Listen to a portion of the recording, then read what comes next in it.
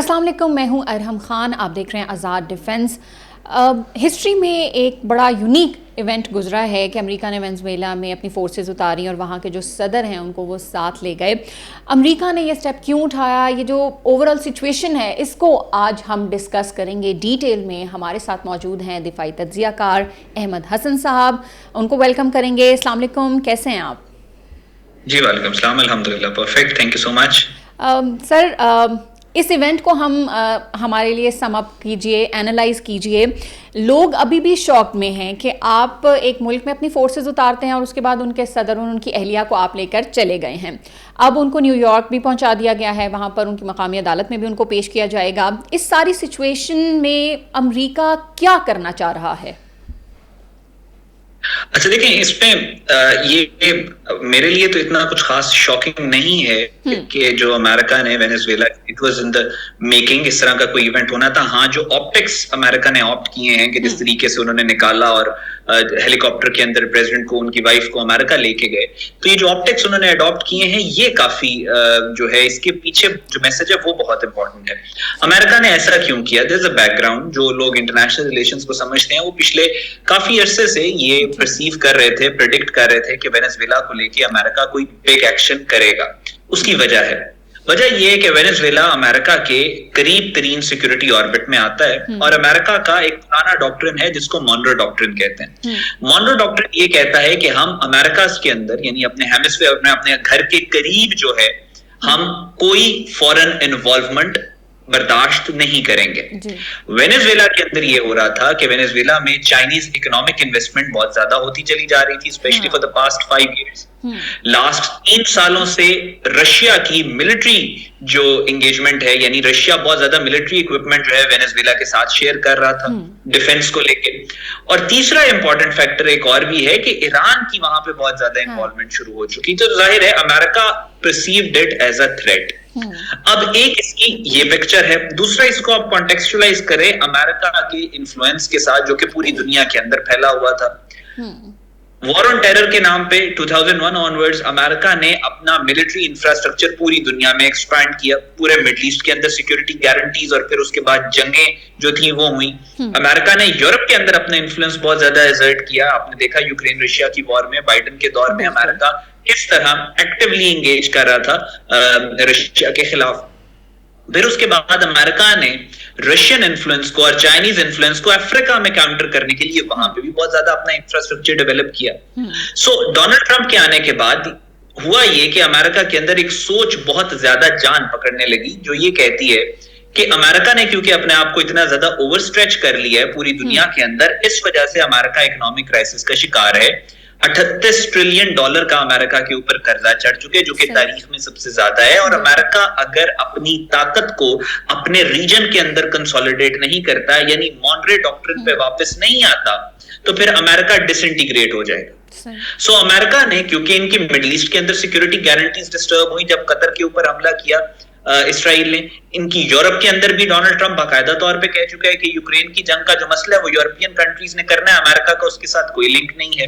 तो लिहाजा ये अमेरिका ने क्लियर मैसेज दिया पूरी दुनिया को कि मैं यूरोप और मिडिल ईस्ट से निकलना चाह रहा हूं। अच्छा। लेकिन ताकि कोई और गलत चीज अज्यूम ना करे, तो अमेरिका ने पूरी दुनिया को एक और मैसेज दिया वेनेजुएला में इन ऑप्टिक्स के थ्रू कि हम अपना जो इंटरनल ऑर्बिट है, जो हमारा अमेरिकाज है, उनके अंदर हम किसी किस्म की फॉरेन इन्वॉल्वमेंट बर्दाश्त नहीं करेंगे। इस खित्ते के हम ही हेजेमन हैं और हम ही इस खित्ते को चलाएंगे जैसे हम चलाना चाहते हैं। हाँ, हम मिडिल ईस्ट से निकल रहे हैं, हाँ हम यूरोप से निकल रहे हैं, लेकिन इसका ये मतलब नहीं है कि आप हमारे घर के करीब आके जो है अपना इन्फ्लुएंस एक्सर्ट कर सकते। ये बेसिकली ये रीडिंग है ऑफ द सिचुएशन। किसी सूरत भी जस्टिफाइबल नहीं है कि जो अमेरिका ने किया, लेकिन this is how the situation is. ये रियलिस्टिक पॉइंट ऑफ व्यू से मैंने आपके सामने सम अप किया सिचुएशन। ठीक हो गया।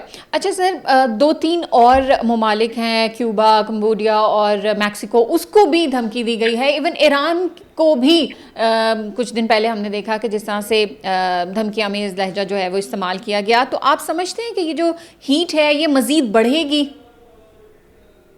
देखिए, एक तो होते हैं पॉलिटिकल स्टेटमेंट्स होती हैं, जैसे डोनाल्ड ट्रंप की वो स्टेटमेंट जब पीछे राइजिंग लाइन के दौरान जब उन्होंने कहा तेहरान को इवैक्यूएट कर दो, और वो एक तरह का न्यूक्लियर थ्रेट था कि पूरे का पूरा शहर ओब्लिटरेट हो जाएगा, बिल्कुल। और उसके 24 घंटों के बाद वो पीस की बात करना शुरू हो गए। हाँ। तो एक तो स्टेटमेंट्स होती हैं, एक रेटरिक होता है। ठीक हो गया। रेटरिक को आप कोलैबोरेट करते हैं जो ट्रूप्स ऑन ग्राउंड, मूवमेंट जो होती है ट्रूप्स की ग्राउंड के ऊपर, अगर वो रेटरिक को बैक कर रहे हो, कॉम्प्लीमेंट कर रहे हो, इसका मतलब है कि जंग होने वाली है या हीट इंक्रीज होने वाली है। सो अगर आप अमेरिकास की बात करें, कंबोडिया की बात करें, कोलंबिया की बात करें, आप इन सारे इलाकों की जिसको डोनाल्ड ट्रंप कह रहे हैं, तो वहां पे तो उसका जो रेटरिक है और ट्रूप्स ऑन ग्राउंड जो मूवमेंट है वो इसको कॉम्प्लीमेंट करती है, और उनका इंटेंट भी नजर आ रहा है कि वो अपने घर के करीब किसी भी किस्म की फॉरेन मेडलिंग, कोई भी ऐसी चीज बर्दाश्त नहीं करेगा कि जिससे अमेरिका का इन्फ्लुएंस कम होता हो। लेकिन जहां तक ईरान की बात है, ईरान की बात में अमेरिका बहुत सेंसिटिवली डील कर रहा है। पहले भी आपने देखा इसराइल की पूरी कोशिश थी कि अमेरिकन फौजों को उतारा जाए और एक लंबी जंग लड़ी जाए ईरान के खिलाफ, अमेरिका ने उसको रेजिस्ट किया।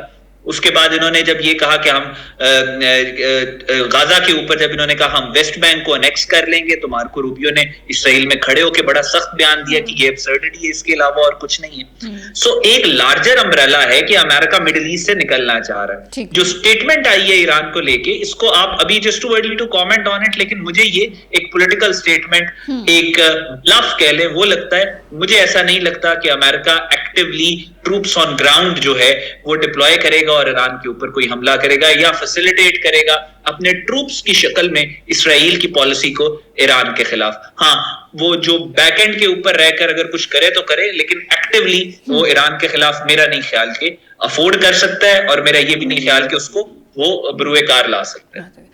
ठीक हो गया सर। ये जो सारी सिचुएशन ऑब्वियसली हम भी पढ़ रहे हैं साथ साथ, तो मेरे जहन में भी एक सवाल आ रहा था और बहुत सारे लोग भी इसके हवाले से बात करना शुरू हो गए हैं कि फोर्सेस का स्ट्रांग होना कितना ज़रूरी है। जिससे अल्हम्दुलिल्लाह हमने मार्का हक में देखा कि हमारी फोर्सेस कितनी स्ट्रांग हैं, तो आप समझते हैं कि इस सारी एपिसोड में फोर्सेस का स्ट्रांग होना भी बहुत ज़रूरी है? देखिए, आपका जो इंटरनेशनल ऑर्डर है वो बड़ा रियलिस्टिक है। आपके आज तक दुनिया की तारीख में कोई ऐसा मुल्क आजादी के साथ कायम नहीं रहा जिसकी अफवाज स्ट्रांग ना हो। हाँ।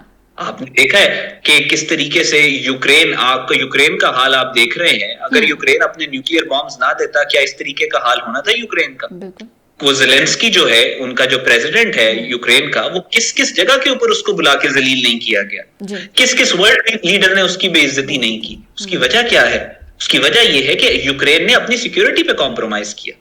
हाँ। वेनेजुएला की मिसाल आपके सामने है, आप पूरा मिडिल ईस्ट आपके सामने भरा हुआ है उन मिसालों से कि स्ट्रॉन्ग फौज ना होने की सूरत में किस किस जगह पे ये सब ब्लैकमेल होते हैं। सो जो स्ट्रॉन्ग मिलिट्री है और रिजॉल्व जो है वो बहुत ज्यादा इंपॉर्टेंट है आपको अपनी सॉवरेनिटी को प्रोटेक्ट करने के लिए। अच्छा, मुझे ये भी बताइएगा कि अब दुनिया के ऊपर वाजे करने की एक ये भी कोशिश है कि हम अपनी एक पॉलिसी जो है ना, उन्होंने वाजे कर दी है अमेरिका ने। हम ये समझें क्या कि वर्ल्ड डायनामिक्स तब्दील होने जा रही हैं? देखिए, वर्ल्ड डायनामिक्स जो है वो वैसे भी तब्दील हो रहे हैं। सही। और ये जो वेनेजुएला वाला मामला है, ये उसी लार्जर पिक्चर का एक रुख है। दुनिया रीजनलिज्म की तरफ जा रही है। अमेरिका की जो पॉलिसी है उसको स्ट्रेटेजिक रिट्रेंचमेंट कहते हैं, कि वो अपनी ताकत जो है बाहर से, यानी वो जो पेरिफेरीज के अंदर फैला हुआ है, मिडिल ईस्ट, यूरोप, अफ्रीका, वहां से निकाल के अपने रीजन के अंदर कंसोलिडेट करना चाह रहा है। चाइना अपने रीजन के अंदर कंसोलिडेट करना चाह रहा है, रशिया अपने रीजन के अंदर कंसोलिडेट करना चाह रहा है, और मुस्लिम वर्ल्ड अपने रीजन के अंदर कंसोलिडेट करना चाह रहा है। आमतौर पे दुनिया जो है इसी तरीके से इन्हीं पावर डायनामिक्स के साथ पिछले 5-6 हजार से चलती रही है। ये जो अमेरिका का यूनिपोलर वर्ल्ड ऑर्डर था, ये वैसे भी एक एनोमली था। आमतौर पे ऐसा नहीं होता, तो वो अपने 70-80 साल के बाद वो अब अपने डिक्लाइन की तरफ जा रहा है। दुनिया अपने रीजनल ब्लॉक्स की तरफ जा रही है। जी बिल्कुल ठीक है। बहुत शुक्रिया सर, आपने हमें टाइम दिया। इंशाल्लाह अगली एपिसोड में आप लोगों से फिर मुलाकात होगी। अपना बहुत सारा ख्याल रखिएगा। पाकिस्तान जिंदाबाद।